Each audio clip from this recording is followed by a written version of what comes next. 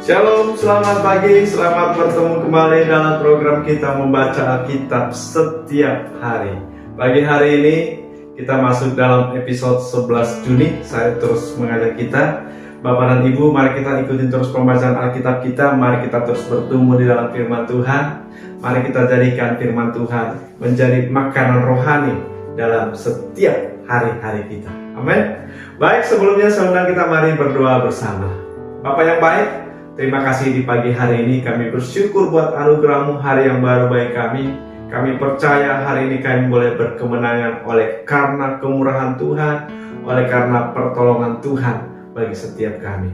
Dan biarlah firman-Mu hari ini menjadi kekuatan baru bagi setiap kami. Di dalam Yesus Kristus kami berdoa.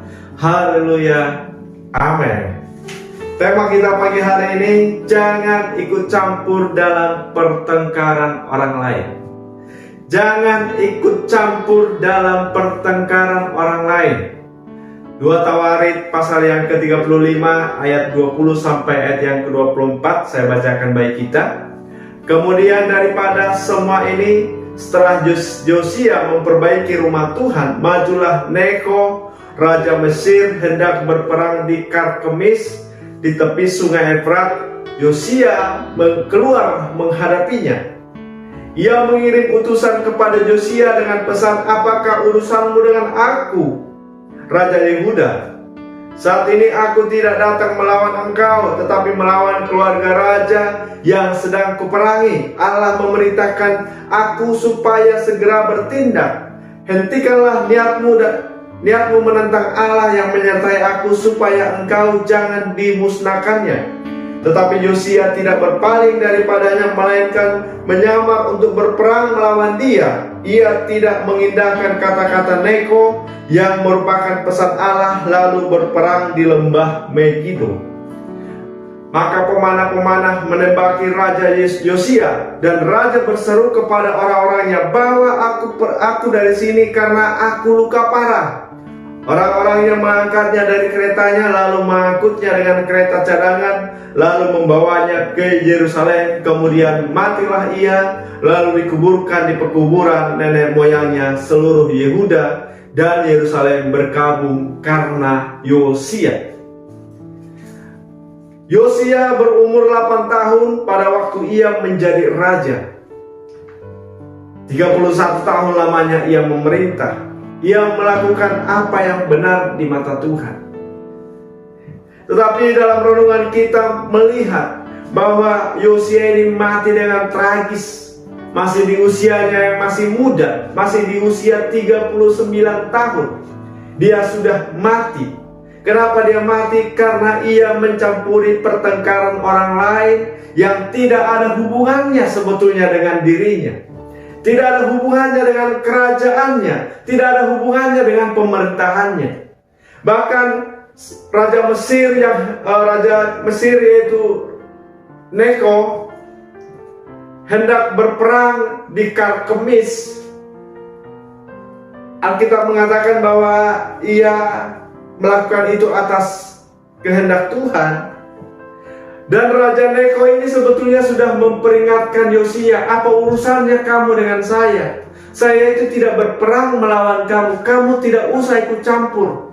Karena ketika kamu ikut campur itu membahayakan dirimu, itu membahayakan kerajaanmu, membahayakan keluargamu. Tetapi Yosia ini tetap aja saudara tidak mau mendengar.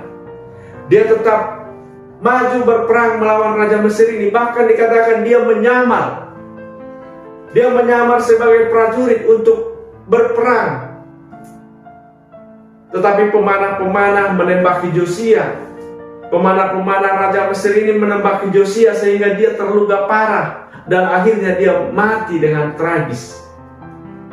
Saudara yang kasih Tuhan, di dalam Alkitab kita ini juga diperingatkan dalam Amsal 26 ayat 17. Orang yang ikut campur dalam pertengkaran orang lain adalah seperti orang yang menangkap telinga anjing yang berlalu. Bayangkan saudara, ada anjing berlalu, ada anjing lewat, tiba-tiba kita tangkap kupingnya, kira-kira apa reaksi anjing itu? Pasti saudara menggigit kita. Ya, pasti anjing yang menggigit orang yang memegang kupingnya. Demikianlah Alkitab mengatakan, saudara, orang yang ikut campur dengan pertengkaran orang lain yang tidak ada hubungannya dengannya, maka dia itu adalah mencelakakan dirinya sendiri. Alkitab memperingatkan kita, Bapak dan Ibu, supaya kita jangan ikut campur dengan pertengkaran orang lain. Amin. Kita tidak perlu membela A atau membela si B di dalam pertengkaran orang lain yang tidak ada hubungannya dengan kita. 1 Petrus 4 ayat yang ke-15 versi BIMK mengatakan, jangan seorang pun dari antara kalian menderita karena ia pembunuh atau pencuri atau penjahat atau karena ia mencampuri urusan orang lain. Janganlah kita terbunuh, janganlah kita mencelakakan diri karena ia mencampuri urusan orang lain. Saudaraku, jelas sekali ayat ini mengingatkan kepada kita jangan ikut campur dengan urusan yang bukan urusan kita. Amin. Ya, kalau kita mau berdoa, berdoa saja. Tetapi kalau ikut campur seperti Yosia ini, tidak ada hubungannya. Yosia ini sudah diperingatkan pun saudara tidak mau mendengar, bahkan dia menyamar. Ya, karena merasa mungkin dia kuat, dia masih muda begitu ya, masih umur 39 tahun. Dan dia ikut berperang, akhirnya dia meninggal dengan tragis. Itu mencelakakan diri. Ya.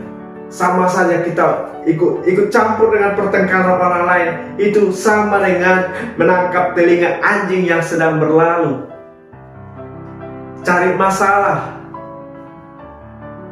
Lebih baik kita berdiam diri. Amin. Kalau kita mau berdoa, lebih baik kita berdoa saja, tapi kita tidak perlu ikut campur urusan orang lain.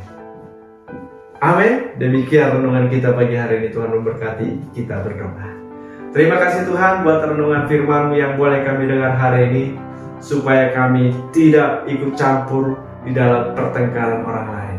Biarlah firman-Mu menasehati kami, sehingga kami boleh hidup di dalam ketentraman, tidak mencelakakan diri kami. Di dalam Yesus Kristus kami berdoa. Haleluya. Amin. Selamat pagi, selamat beraktivitas. Shalom.